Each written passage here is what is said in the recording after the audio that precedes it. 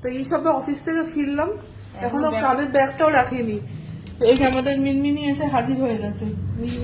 ওর কত কথা, যেই ঢুকেছি এমনি এসে হাজির। কি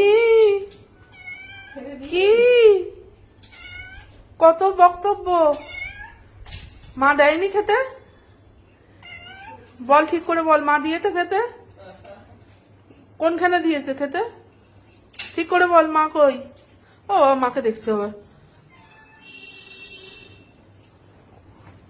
মা দিয়েছে খেতে? মা দিয়েছ? বল।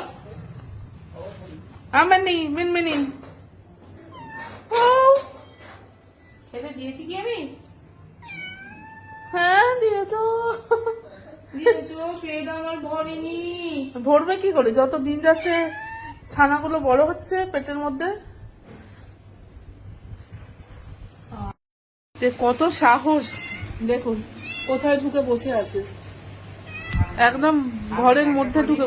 এই যে মিনিট ভাত আর দুধ এখানে আমি রেডি করছি, তার মধ্যে ও বাবা আবার এখানে এসে বসেছিল, আবার চলে গেল। ওই দেখো, জানে রেডি হয়ে গেছে খাবার, বেরিয়ে পড়েছে। এই যে মিনির ভাত নিয়ে এবার যাচ্ছি, দেখি আমার মিনি কোথায় আছেন। কত রকম কাণ্ড হবে এখন। একদম চলো চলো চলো চলো, S S S S S. ওরে বাবা চলো, তুমি চেনো না নাকি ঘরদোর? আমি অন্ধকারে দেখতে পাচ্ছি না, গায়ের উপর পা তুলে দেবো। চলো চলো চলো চলো, লাইট জ্বালাতে ভুলে গেছি, চলো। ও ম্যাও ম্যাও, খাও খাও খাও, খেয়ে নাও। বাবা অন্ধকারে দেখতে পাচ্ছি না, খাও। এই যে ওর বাটি, কিন্তু ও বাটিতে দিলে খাচ্ছে না, ওকে এইভাবে ছড়িয়ে দিতে হবে।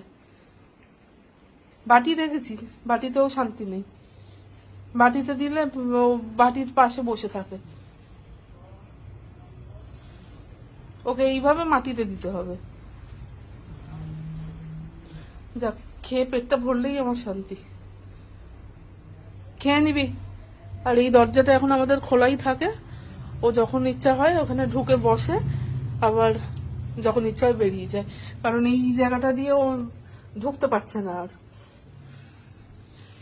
আর আমার তো মনে হয় এইসব জায়গাতেই ও ছানা দেবে, তো এখন একটু পরিষ্কার টরিষ্কার করেও রেখেছি জায়গাটা, যাতে ওর কোনো অসুবিধা না হয়।